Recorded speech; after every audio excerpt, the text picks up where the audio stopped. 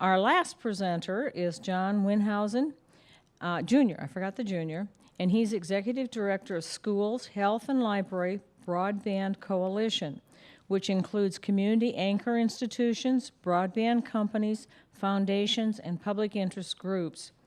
They advocate for open, affordable, high-capacity broadband services for anchor institutions around the country. He also represents nonprofit and commercial organizations through his consulting firm. With that, welcome, John.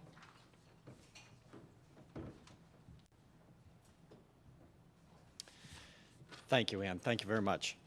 I need some help here. Here we go. Great. Good. Let's see.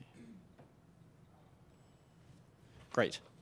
Thank you very much. It's a great pleasure to be here to join all of you today. This is a really interesting panel, and it's been so interesting that I've changed some of my remarks that I was planning to give just based upon the comments and the presentations that I've heard today. So I'm going to try to diverge a little bit from the slides that I've prepared in advance. But first, just to give you a little bit of an idea of where I'm coming from. So as Ann said, I'm the Executive Director of the Schools, Health and Libraries Broadband Coalition. That's kind of a mouthful, so we've shortened it to call ourselves the Shelby Coalition to make it a little bit easier on the tongue. But the main purpose, our reason for being is really, as Ann said, about anchor institutions and community anchor institutions in particular. What we have found is that there's been a bit of a void in advocacy in the representation of community anchor institutions' needs when it comes to broadband. And it's something that a lot of people sort of take for granted, or as soon as I talk about, hey, libraries and schools and health clinics need greater broadband, everybody says, oh, of course, well, that's right. But the problem has been, in a lot of cases, the needs of anchor institutions kind of fall through the cracks because people take it for granted, and there hasn't been a lot of attention on it from the FCC and from members of Congress. So that's our role, is to try to bring awareness to the needs of these anchor institutions. And I know this sounds corny, but just driving in, listening to an ad on the radio this morning, there was an ad talking about when you're part of a community, you look out for each other.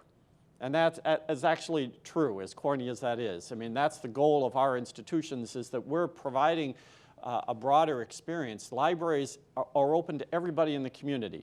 So everyone will come to the library to use their internet access. And 99% of libraries now are offering broadband services for free. And not just broadband, but also the training, the technology, and the computers, and the support and assistance that you get at a library is incredible. So that's serving the whole community. If there's one thought that I could leave you with, I don't have as catchy a phrase as Mark has. I'm still working on that. It's a great line that he has about working the land, you need broadband. But the one thought I think that sort of captures our whole approach is this, that broadband is not just an infrastructure, it's a meta-infrastructure. It makes all the other infrastructures work more efficiently and work better. So if you think of the smart grid, you know, a smart grid to run your electrical system needs a broadband connection. If you think of telemedicine, you need broadband. You think of intelligent highways. Our highways and traffic systems can operate much more efficiently with a broadband connection.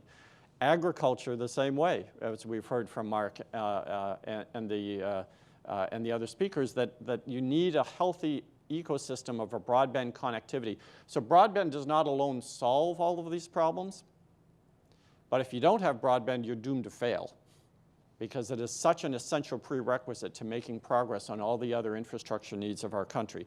So that's what our Shelby Coalition focuses on. We think that if you build out to the community anchor institutions, that is often the gateway to serving the rest of the community. So if you have trouble justifying the economic expense of laying the fiber, for instance, to every home, at least get it to the anchor institutions, because they are the hubs in each of those communities, and then you can make the next economic step of building off of those anchor institutions to serve the rest of the community. But at least you get it to the essential community pillars. So our goal, our argument is that the anchor institutions are like the third leg of the stool, right? You need healthy business, you need healthy residential, and you need healthy anchor institutions for that community to succeed. So this just gives you a list of some of the advocacy proceedings in which we have been engaged. I'm not going to go through every one of these, but suffice it to say we're very involved in a lot of these FCC proceedings, the Connect America Fund, E-rate reform, and the like. We've also been working with the Obama administration on their U.S. Ignite initiative, but also lately on Connect Ed. The president gave a big speech about the need to get more broadband for schools and libraries through the E-rate program. To be honest, we haven't spent as much time working with Jessica and the RUS as maybe we should, but partly it's because the RUS is already doing such a good job. I mean, they have got such a wonderful sets of programs here dealing with these anchor institutions, and the ones that you rattled off really are moving the ball forward. The big problem that RUS has is that it doesn't have enough funding in order to accomplish all the objectives, the very worthwhile objectives that it's set out to do. So since I'm talking about funding, let me get to that. There's sort of good news and bad news in our view about rural areas and broadband. The bad news is that the market itself is probably not going to solve this problem. Rural areas need much greater broadband than they're getting today from the normal operation of the marketplace. There isn't the demand, the economics, the costs can be high to lay fiber or to deploy 4G technologies, wireless technologies in these areas. So there's a real problem that we can't just sit back and say, let the market take care of this. The good news is, however, that we can fix this problem, and we can fix it with money. And I know there's a lot of folks are shy about talking about money. I'm not shy about talking about money. I think the problem is that we have been talking about money in the wrong way. The biggest challenge to getting broadband to rural areas is not the ongoing maintenance costs. The biggest challenge is the upfront deployment costs. It takes a significant amount of money to build these networks and to make this as an investment. And I use the term investment intentionally because once you've built this network, it generates returns for decades later. The operation and maintenance of a high technology, future-proof network will last for decades. The technology is available now, so for instance, with fiber, all you have to do is put electronics on the either end, and if you need to ramp up your capacity, you just change the software and the electronics, and you've got more capacity that can run over those fiber cables. So if you make this upfront investment over the next 2 or 3 years, you'll have a network in rural areas in particular where it's not happening today, but you'll have that capability then to last you for many lifetimes in the future. And then you don't have to keep spending more money annually to keep maintaining and pour more money into the broadband network because you've built it a secure network that then can operate more efficiently. So that's our goal here. There's kind of, right now today, there's a mismatch in the funding of the Universal Service Fund administered by the FCC and the realities of how you deploy a broadband capability in rural areas. The FCC's Universal Service Fund and the Connect America Fund, it's good that the FCC has moved it to focus more on broadband and less away from old-fashioned telephone service to broadband is a good move in the right direction. The problem is it still maintains this idea that you need to provide annual funding on an ongoing basis.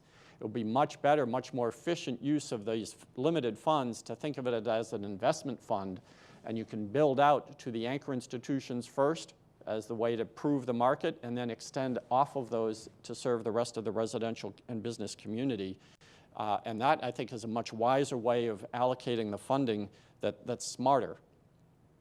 I know one of the ideas that has also been talked about, Sharon talked about the needs of broadband adoption, and this is kind of an interesting experience too. What I have learned, another way to try to fix the rural broadband problem or to address it is that I've learned some communities are beginning to do what Google has done in Kansas City, right? So we're all familiar, I think, with what Google has done to build a fiber network. Well, they took the added step in their marketing of pre-selling commitments, and they called these fiber hoods, where they went out and said, we're only going to build out to those communities that have demonstrated a commitment that they're going to buy the service. And now some counties in North Carolina, I heard just last night, are taking up this same kind of approach, and they're going out and pre-selling and getting commitments from customers to say, how many of you are going to buy broadband at this price? And if so, then they can go to the providers and say, hey, we have a market for you. We have the capability of providing you with a guaranteed set of customers. And so that's an interesting approach I think every rural area should begin to think about. Is there a way of using the marketing techniques and borrowing the marketing techniques that Google has established and has done successfully and bringing that out to the rural markets as well in order to generate more investment in those neighborhoods? I'd also say one of the issues that we need to address is the speed of transmission, the minimum speed. The FCC has said that it's going to fund 4 megabits per second as the standard for residential consumers in the rural areas.